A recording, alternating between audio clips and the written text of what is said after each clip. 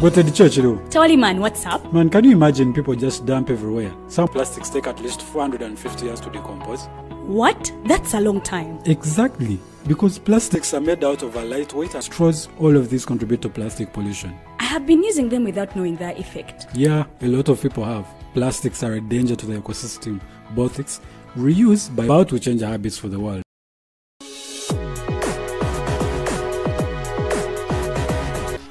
Real talk.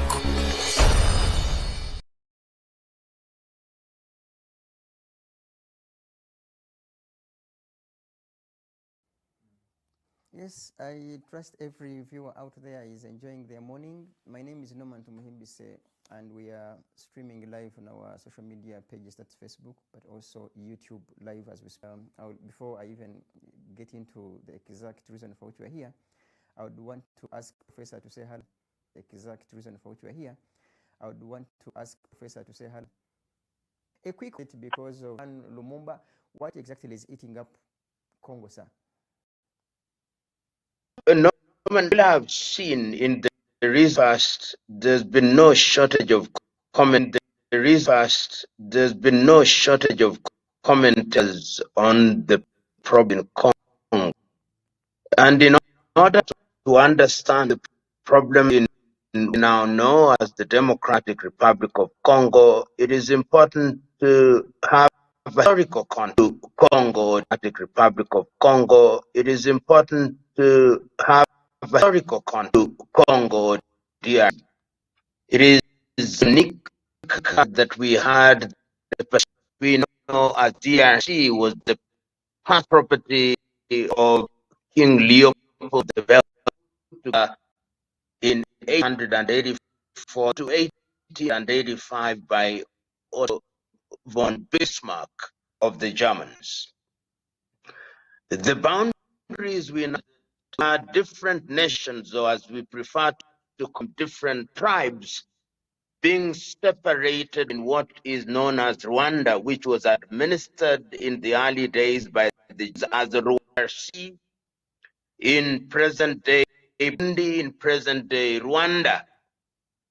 And when the struggle with a long history, when Rwanda and Burundi regained independence in 1960, 1962, since 1960, 1962, in Rwanda, and you find some of them in Burundi, and even in you for independence of both countries. Remember, there was a genocide which we don't talk about much, with the consequence that many people left both.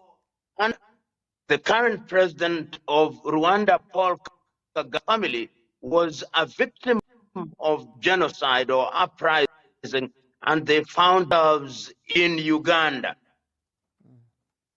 That was to continue again until recently in 1994, when we had the genocide that shocked the world with over 1 million Tutsi Rimana.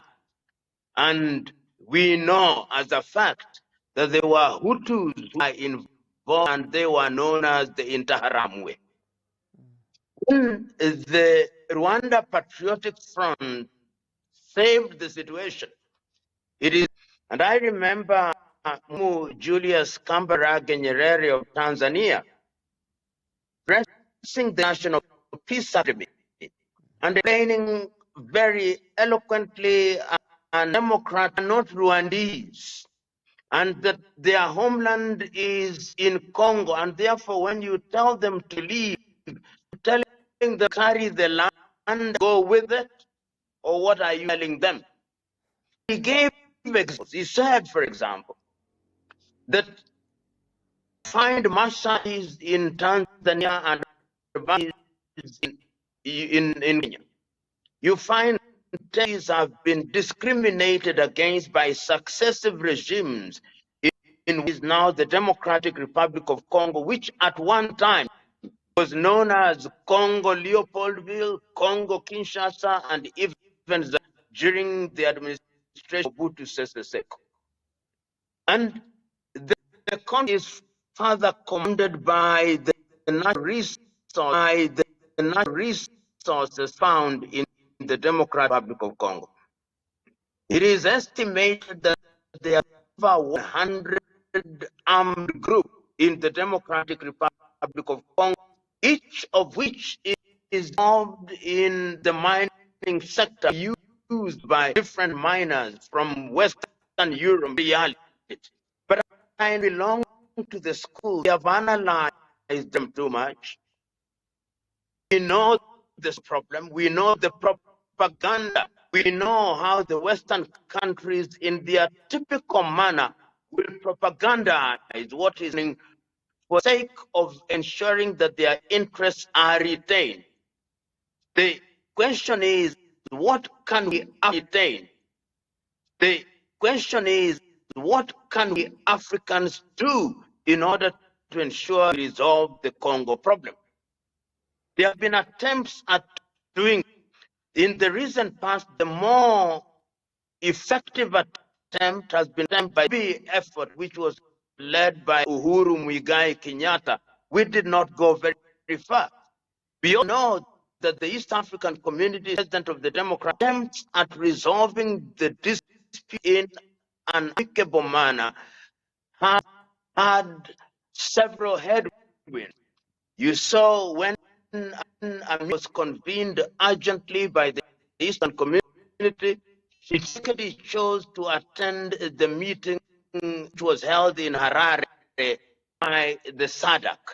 And I did make my comment at that time that what we need to do is to have a joint meeting of both SADC and East African Community at which issues will be out. And I'm happy to say that I am speaking today on this day, the 8th day of February, the year 2025, there is a meeting that is convened in Dar es Salaam in the United Republic of Tanzania. And this actioning of blame will not take Congo anywhere. And it is incumbent upon the to also recognize the M23, even if, as they say, is supported by Rwanda, is a force in its own right. And when you are fighting a force, you cannot avoid negotiating them. What I have suggested before, and I hope that it will be the subject of discussion in Dar es Salaam, is that it is incumbent upon the administration of Felix Tshisekedi to convene an all Congolese meeting, which will invite all armed groups in Congo, will invite all religious groups, will invite all academics, will invite all civil society. It can in Congo be resolved by the Congolese. As regards the conflict between Rwanda and Burundi, it's important that both countries assure each other that they will respect the territorial integrity of each other for the sake of African peace. African Union, you know, is an organization. It does to us very little. One would doubt that this is the time when the African Union would have demonstrated its ability to negotiate matters, but it did not do so. And for that reason, it's important that the regional bodies take that and do that which is good and right. I'm appealing to the elder statesmen in the region, such as Yoweri Museveni, to come forth and be present in this space. President Museveni specifically is a bad-hearted individual. He himself was involved in activity liberated Uganda. He is the longest serving president in the region, and his word will be respected if he comes out and tells Tshisekedi, please behave. Tells Paul Kagame, my brother, let us work together. Persuade the high direction, because we cannot afford to have war in the Great Lakes. We do. And adding the other wars that are going on, like in Sudan, Central African Republic, like Southern Cameroons, like Northern Mozambique, the instability in Somalia, the instability in parts of Ethiopia, Ethiopia. We cannot afford. Africa must therefore come together to ensure that we solve the Congolese problem. The time for analysis is over. The power. Now see each one of them coming out of the woodworks. Say want to sanction. So this is a script that they. I hear you, Prof. Now, in your submission, I note quite a number of things, where some of them, as your follower, I may literally this time around also not accept, but rather to also seek for your clarification. You seem to suggest that one of the biggest problems in Congo is His Excellency himself, Tshisekedi. But then I also want to ask you on behalf of the viewers, that don't you think it is also possible that President Tshisekedi looks at Mr. Museveni and His Excellency Kagame supported PRA to attack and also to attack Rwanda? Later alone, it was on record that people, RPF was literally using Mbarara as their command center. Years later, UPDF and some other people, it is on record, they supported Kabila. In fact, Kabila was more or less our neighbor where we also broadcast from, in Makindye. He had a home here.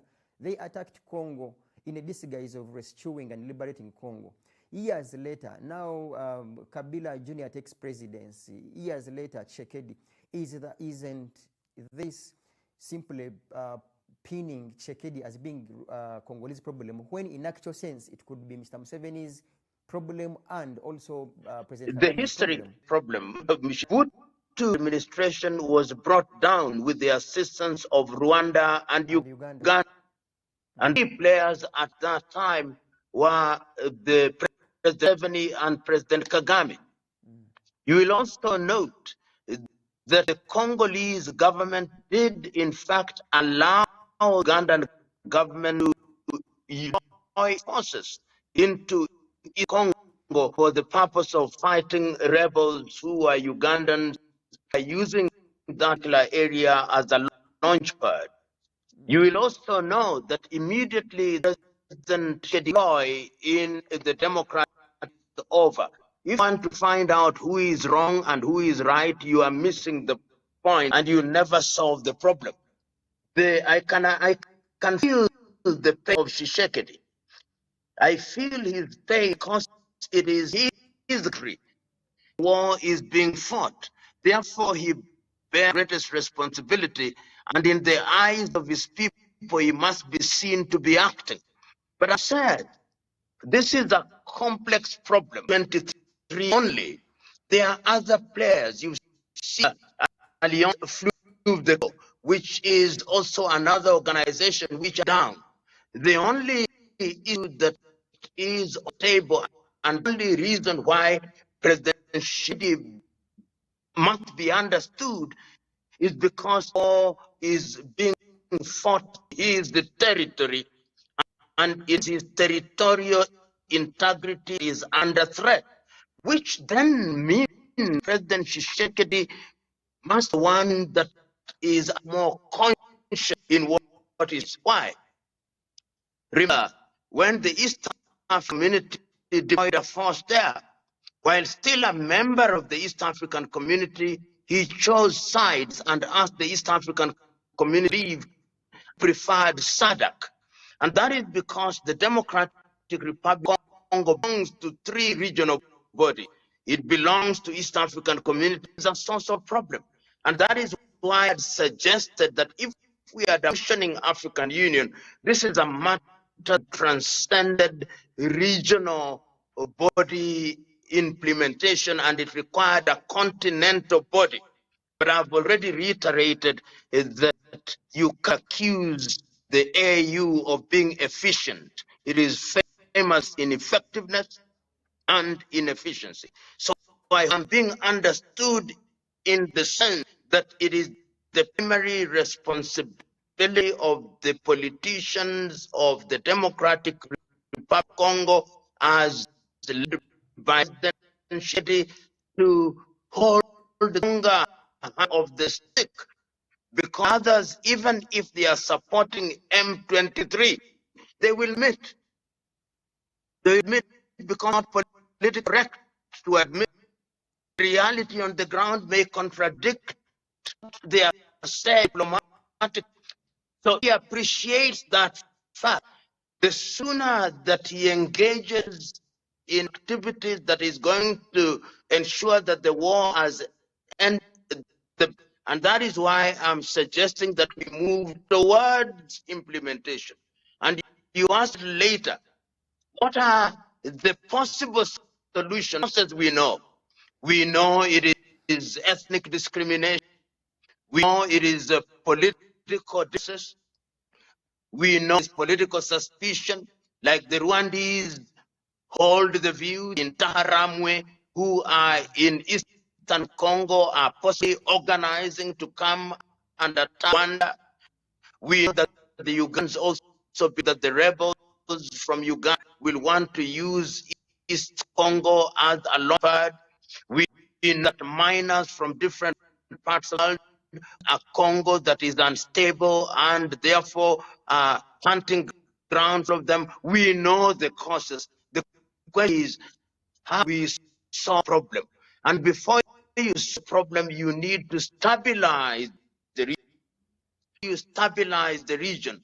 At the risk of repeating, pacify the region by involving every in negotiation, and after that, Congo must re-examine its governance system.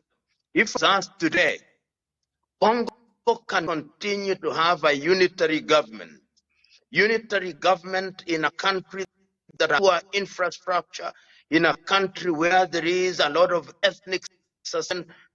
Congo should have a model either of a federation or federation. A federation with the character of Germany or the character of Nigeria. Confederation which borrows, adopts, and adapts a model that used in Switzerland. In that way, the Kinshasa administration would only remain with three things: defense, diplomacy, and coordination. Issues of policing and other things be the competencies of control of federal units. And that is a conversation that they must have.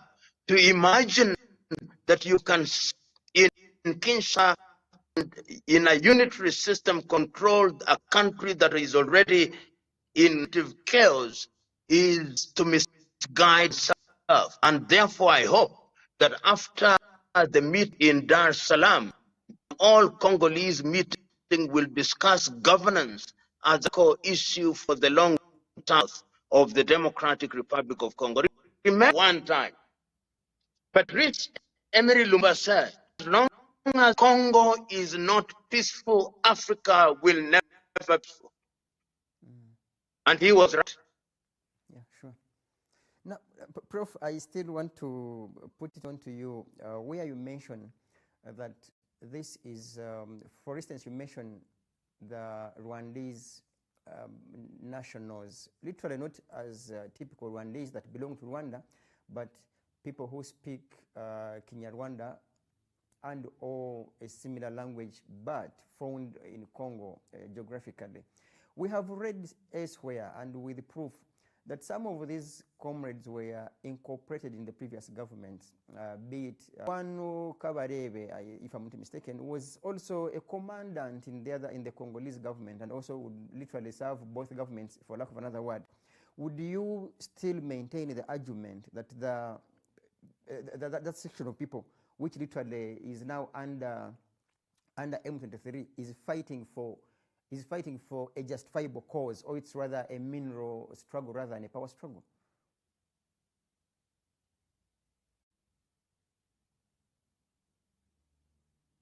And all of us must admit that none of the commentators that you hear are quick to shoot from the hip understand the history of M23. But what we know is that Congolese of Tutsi descent have always been resident in the Kivu area, We know that over the years, when they have felt that they have been discredited, they have always protested. At one time, had something called the Banyamulenge.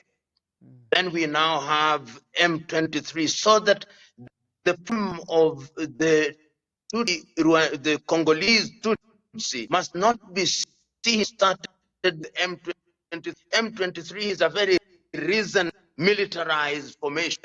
If you understand it in that way, then you'll have a problem. I'll give you a number of examples to show how nations can be citizens of countries. Somalia, the Somali nation, and giving this as an example, the Somali nation are to be found in Djibouti, in Kenya, in Ethiopia, and in Somalia. But the Somalist is that we know as the Mogadishu administration. They have acts, and we know that Uganda itself, you are familiar with their Wari family, where once as the vice president of Kenya, while he was serving as a minister in Uganda.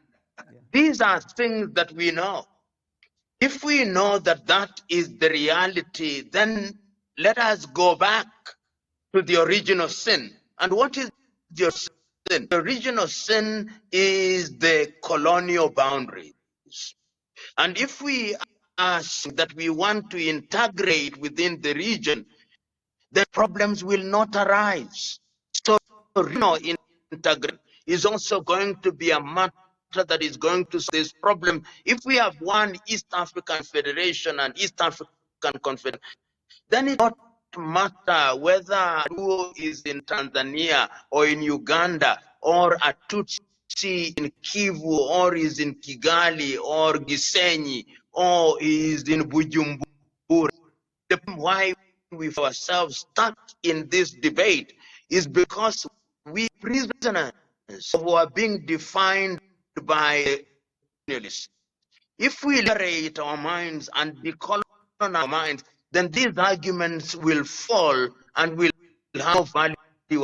And some of us are thinking like that. In the year 2004, there was something called fast-tracking political federation in East Africa. If that were to happen, wouldn't it be possible for somebody who is Congo or Mluba to be resident in Kampala, and these movements would die? So as we remain under the weight of all these colonial things, then our little quarrels will always merge. And I'm suggesting the sooner we run away from these, the safer we are. Because if we look at the things that divide us, there is no shortage of them. We must look at the things that unite us and on them, and de-emphasize the things that divide us. Look at Congo as I conclude answering that the question. Congo has more than 200 nationalities, 200 tribes, as we would say. Struggling to be a nation, it is not an easy task. It is to take that we celebrate our diversity. It is going to require that we celebrate our diversity. It is going to require that we don't discriminate. It is not an easy task. We don't discriminate. It is not an easy task. It is elsewhere that the Rwandese, by their nature, that they have that, could use that everywhere they are known of causing trouble. I will give you an instance. When they had conflicts in 1956 in Rwanda, and most of them came here, they were part of NRA to capture power in Kampala. Some stayed, some chose to go. That it is believed that everywhere there is a single Rwandese, they will ensure that they protect. President Kagame is so much interested in the Congolese politics directly. But if you observe them yourself, and I would urge that every city should be converted into love for others and appreciation of the others. So there is nothing wrong.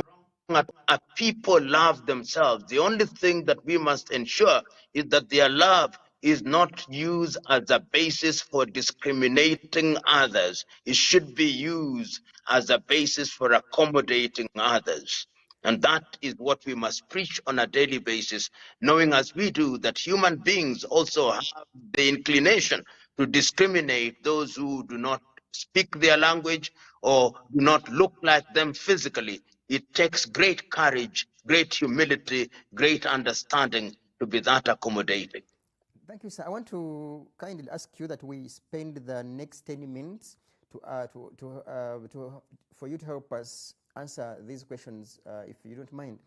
Would you think that Uganda, Rwanda, the context of East Africa, and even historically, the peoples are united. So that if you look at the problem in Goma, for example, if there is unrest in Goma, it affects Rwanda immediately. It affects commerce in Rwanda immediately. It affects Uganda immediately because of the trade that happens in that general region. It is an ecosystem which really supports livelihoods. So, and Rwanda and Burundi, then it is close to Kinshasa, which is several hours away. So I agree with you that you and others would belong, so that we can you and others would belong, so that we can ably fault you for not playing your role as aiders of this great part, rather great continent, Africa, save for the AU and other bodies. Norman, part of the problem in Africa today is the politics that we inherit from the colonialists, where people form political parties, some of them on the basis of tribe, where people then become oligarchs who join politics for the purpose of making money. That is part of the African problem. In fact, I dare say that inherited post-colonial and neo-colonial politics contribute to 80% of African problems. And I am of the view that one of the things that Africans must begin to think about is governance. And in that governance structures, having elders. Why are elders in any society important? They have experience. They have gone through life. They have made mistakes. They have made rights. Therefore, when they thought there was a grenade, they will know. And they are calm, cool, and collected as Cicero, that Roman soldier, once said, any society that does not pay regard to the past and to history and the wisdom of the old will forever remain a child. Africans must respect elders. And when you see societies where there are such systems, there is greater stability. In Uganda, if you look at quite a number of societies and communities, whether it's the Baganda or the Bunyoro Kitara or the Batoro or the Basoga or Bateso, or even you go to West Africa, the Yoruba, the Igbo, the Akan in Ghana. This is very important, and I don't want to belabor the answer. I'm saying there is a case for that. These constitutions that we are making for ourselves, which are mimicries of European and American constitutions, must be unpacked and repackaged with some Africanness. Only then will we have political systems that are stable and sustainable. I have this final question for you, sir, and I want your comment. I am sure that it no longer makes news to anyone that the first son is the CDF here, but also Uganda subscribes to East African Community. Most likely, because you are you have a very big following on social media, I am quite sure that you might have followed most of his tweets, especially congratulating the M23 and of course calling them brothers and the rest. Where do you think this leaves our relationship as, of course, as East African? Is the M23 as brothers and the rest, and then you expect him to come on the same table to mediate with the same people? What is your comment? That is why whenever there is a conflict, one of the things that every person is told, measure your words, in the sense that they are not seen to publicly align with any of the players in the conflict, because ultimately it is able. And when you hold a senior position, the responsibility becomes even bigger. That, I think, is very critical going forward. Thank you, sir. We can't have you enough. I want to ask you to have your closing remarks, in particular calling upon your fellow elders whom we think perhaps these leaders can listen to, but also these really others. What is your last call to them in regards to ensure? My clarion call to all Olusegun Obasanjo, people like Catherine Samba Panza, and many others. There is no shortage of people. The time is now that we must use this, but it is also useful. But these elders must train others. What we are seeing in Africa is a tendency for elders to remain